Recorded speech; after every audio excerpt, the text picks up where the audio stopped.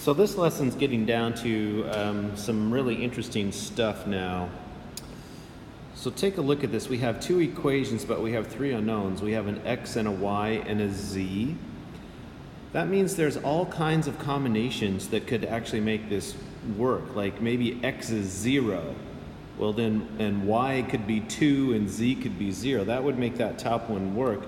If x were 0, y was 2, and z was 0, that would all add up to 6. But there could be something else. There could be, now I didn't check to see if that works for this one. I just want to make the point that 0, 2, 0 could be an answer, but so could x is 3 and y is 0 and z is 0. That would add up to 6. So that could be an answer just for the first one. So it seems like there could be all kinds of different answers. You know, it could also be maybe x is 0, y is 0, and z is 6, and that would all add up to equal 6. So just off the top of my head, there's three equations that make, or three answers that make the top work, and there's infinite more, especially if I started using fractions and negatives and whatnot. So if we have only two equations that are describing three missing items, there's going to be an unlimited amount of combinations that we have for that. But we can still figure out what those combinations are. So that's how come this one's called infinite solutions. Okay, well, let's take a look at the matrix for this. Here we go. So we have 2, 3, 1 with an answer of 6. I've got 3, -4, -1 with an answer of -2. All right, well, let's see what we have going on here. I'm going to go ahead and just take this one and subtract this one. So what I'm going to do, of course, I guess I should have it kind of like this. I'm going to take row 3, subtract, or row 2, I mean, subtract row 1 and stick it back into row 1. Okay, so that's going to be 3 minus 2. So 3 minus 2 is 1. And then over here it's going to be -4 minus 3. -4 minus 3 is -7. And then -1 minus 1 will be -2. And then -2 minus 6 will be -8. And then the bottom one didn't change. I did that because I'm trying to get a diagonal of 1s right here. So I got that 1. Now I need to get a 0 underneath it. So I think I'll take this times -3 and add it to that one. So I'm going to take row 1 times -3 and then add it to row 2 and replace that into row 2. Okay, so -1 times 3 plus 3 is 0. Let me go ahead and put the first row in there. Okay, and now I'm going to do -3 times -7, that's 21 plus -4. 21 plus -4 will be 17. Okay, -3 times row 1, that's going to be 6 plus row 2, so 6 plus -1 is 5. -3 times -8 is positive 24, plus -2 is positive 22. Now I need to get this to become a 1, so I'm just going to divide everybody by 17. So I'm just going to take row 2 and divide it by 17 and put that back into row 2. Okay, so row 1, nothing has happened, so I've got a 1, -7, -2 at -8. Now I'm dividing row, so 0 divided by 17 is still 0. 17 divided by 17 is 1. And now 5 divided by 17 is going to be 5/17.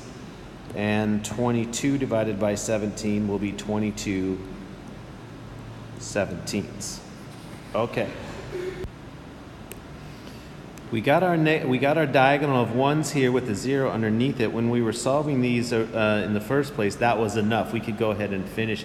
When it was a nice even 3 by 3 or 2 by 2 or 4 by 4, once we got this diagonal of 1s, we were good. But when we have an extra, when there's more variables than there are equations, we got to finish this off and get this one still to be 0. So we have 1s.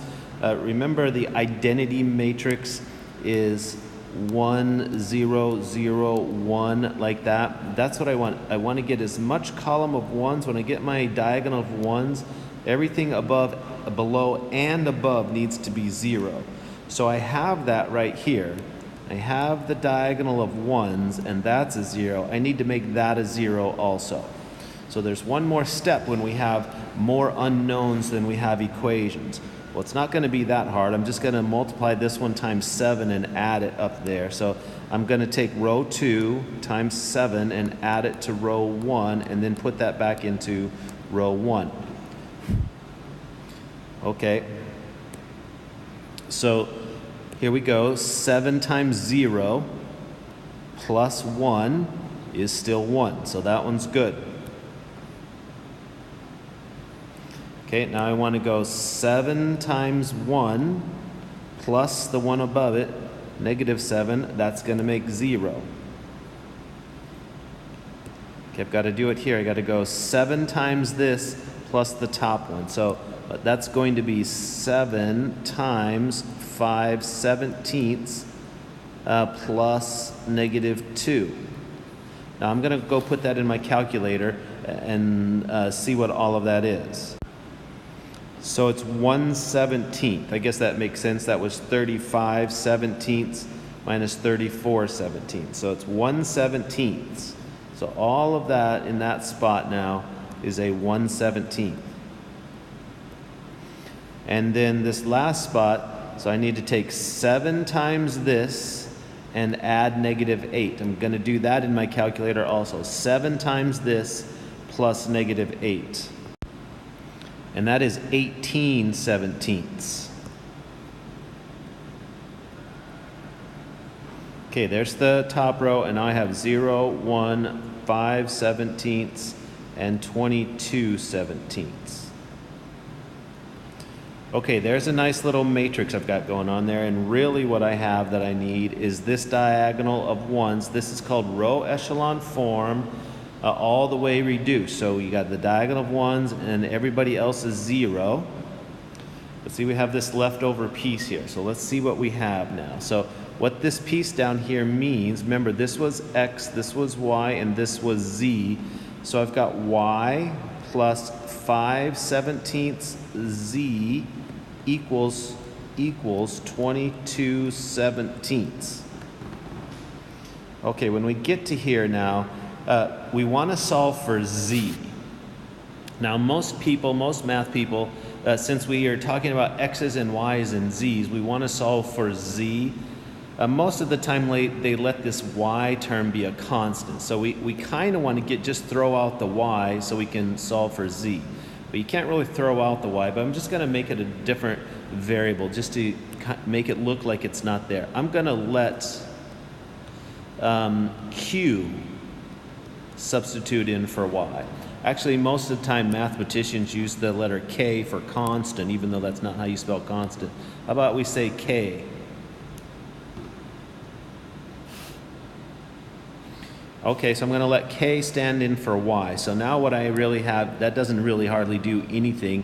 It just makes it k plus 5/17 z equals 22/17. I'm going to move the k to the other side.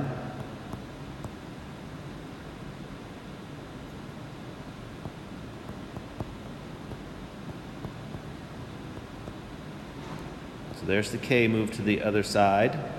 And now I need to multiply off that 5/17. So I'm going to go ahead and multiply by 17/5. Multiply this one by 17/5 and this one by 17/5. What that does is the 5's cancel out and the 17's cancel out, and we have z. Here the 17's cancel out, so I've got 22/5 minus 17/5 k. Okay, that's the z answer. Now I'm going to come and take a look at this matrix right here. That says x, 1x plus 0y plus 1/17 z. But now I know what z is.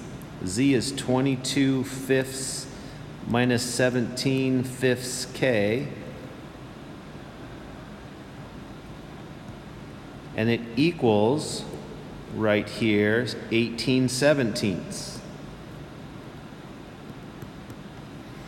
Okay, I'm going to multiply that. I'm going to multiply this 1/17 in there and see what we have. So we have got x plus 1 times 22 is 22. 17 times 5 is 85. So we've got 22/85 minus, now when I multiply these together, that 17 and that 17 are going to reduce themselves away. So it'll be minus k over 5 equals 18/17. All right, I'm going to subtract 22/85 over there.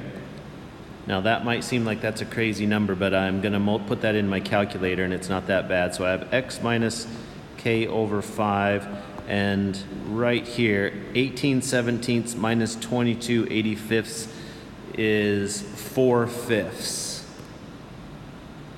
Positive 4/5.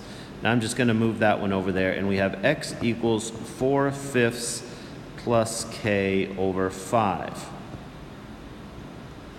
Okay, so look what we have. We have x is this in terms of k. Y, I have right here, y is just equal to k, and z is equal to something in terms of k. So I have an ordered pair. X is 4/5 plus k/5. Y is just the number k, and z is 22/5 minus 17/5 k. If we knew k, this is an answer to all of the possibilities that solve that first equation. So let's just say I go ahead and let k equal 1. I'm going to pick something for k. So I'm going to let k stand for 1. And now I'm just going to stick a 1 in for the k. So right here, that will now be a 1. So that becomes 4/5 plus 1/5. Okay, that's 5/5, which is 1. And then I'm going to stick a k right here is 1. Okay, well then that becomes 22/5 minus 17/5, which is 5/5, which is also 1.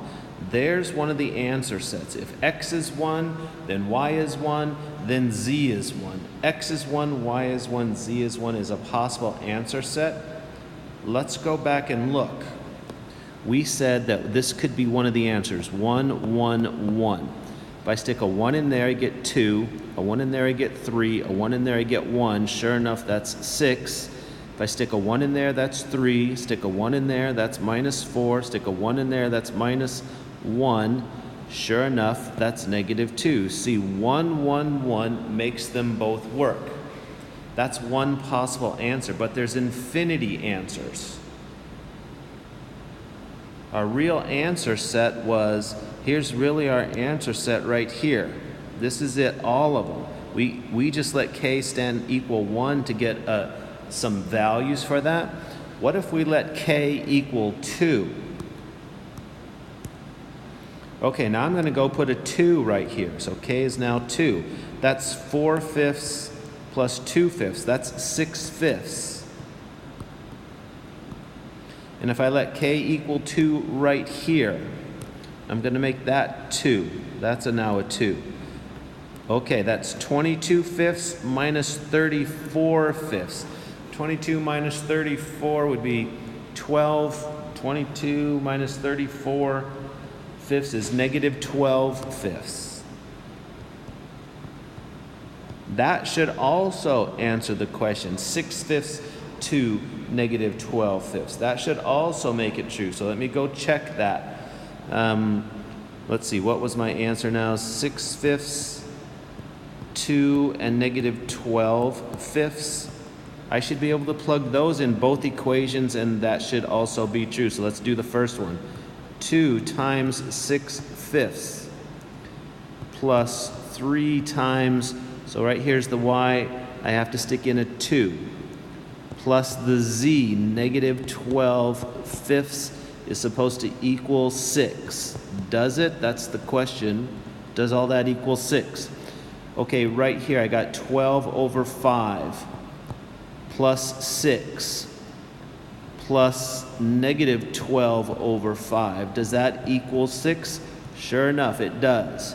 And then these solutions I should be able to stick in the second equation, and they will add up to negative 2, and sure enough, it does.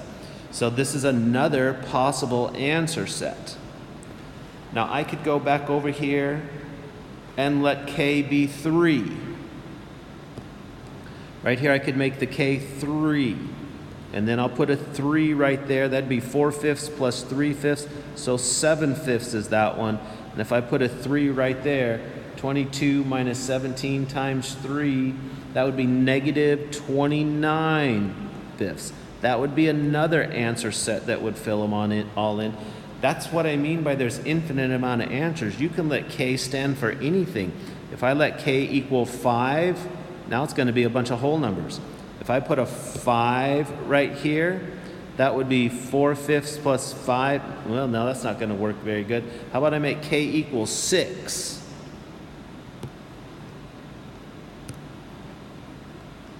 I'm going to make that a 6 now. 4/5 plus 6/5, that's 10/5. And then if I make this one over here a 6, 17/5 times 6, negative 17/5 times 6, plus 22/5. Now that one's not quite that one, let's see, let me do that again. 22/5 minus 17/5 times 6.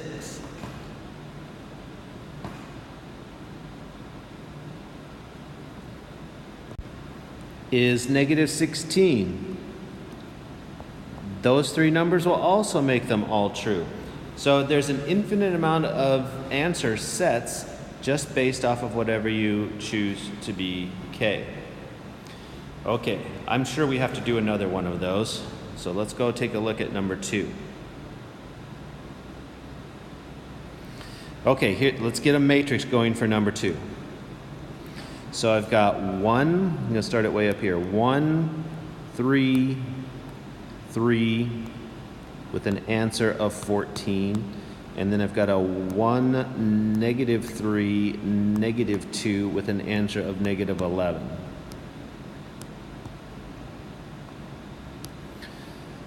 Okay, we got to get this in a nice clean form. Okay, well, the very beginning is good. That's supposed to be a 1, and it is a 1. So now I need that to be a 0. That should be easy. I'm just going to take row 1, subtract row 2, and put it back into row 2.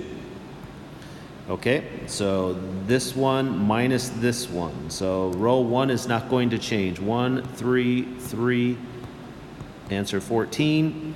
1, oops, this is the one that's going to change. So now I want to take this one minus this one. That will be 0.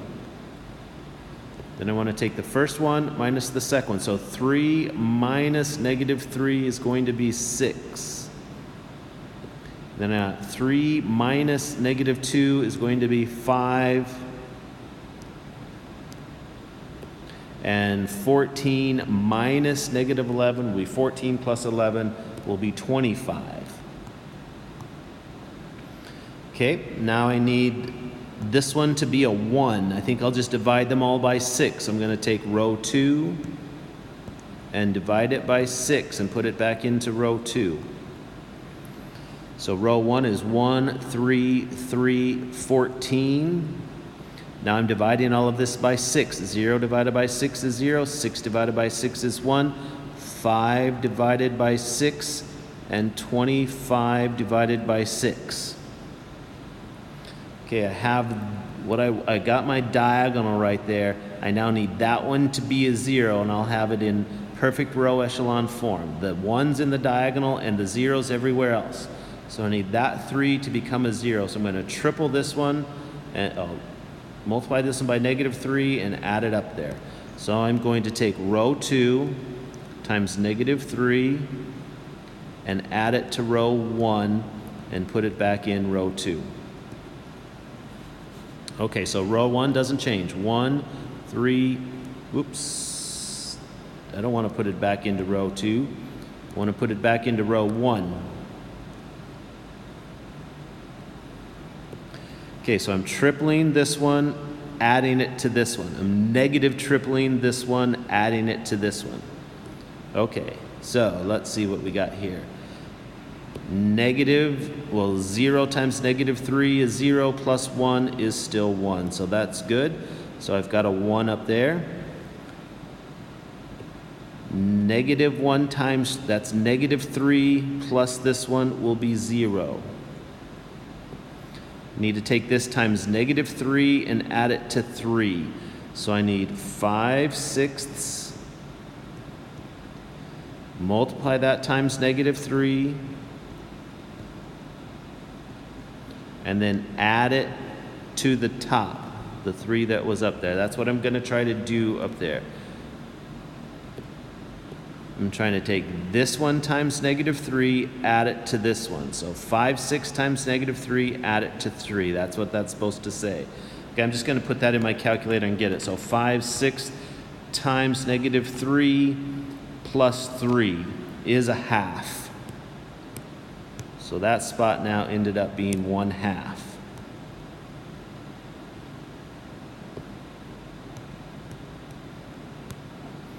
And now I need to do it to the last one. I need to take this times -3 and add it to 14. So I'm going to take 25/6 times -3 and add it to 14. I'm going to do that on my calculator. 25/6 times -3, add that to 14, is 3/2.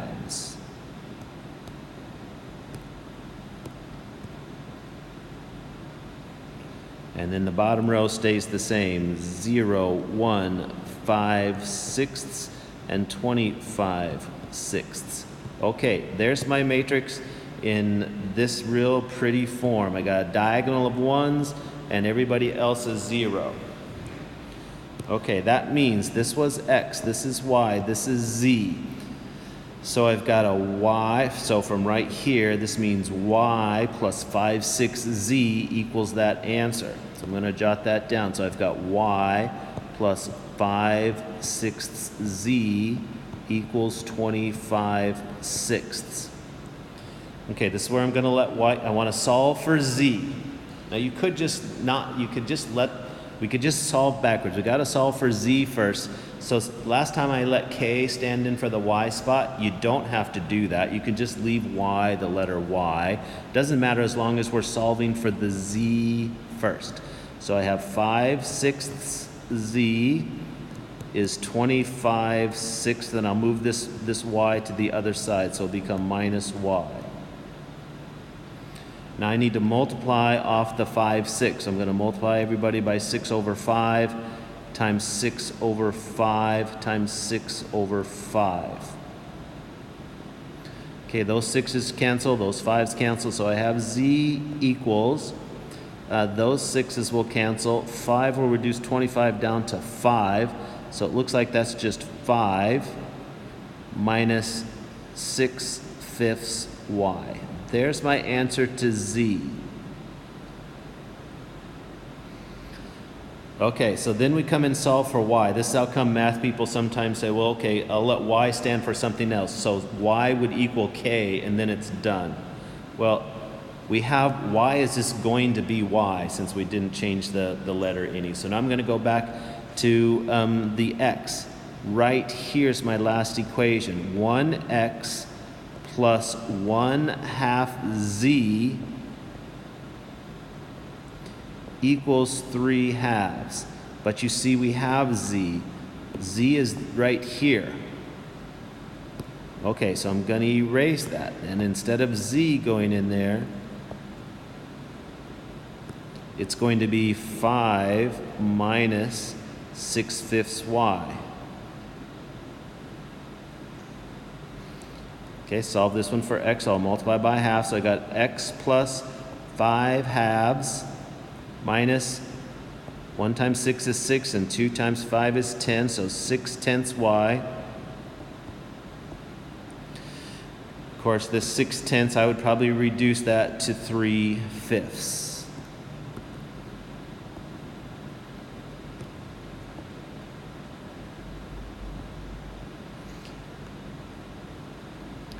Equals 3/2. Almost forgot to bring that part down. Okay, just move everything over to the other side. So I'm going to subtract 5/2 to that side. 3/2 minus 5/2 is -2/2, so it's just -1. So I got x equals -1, and then I'll move that over there, plus 3/5 y.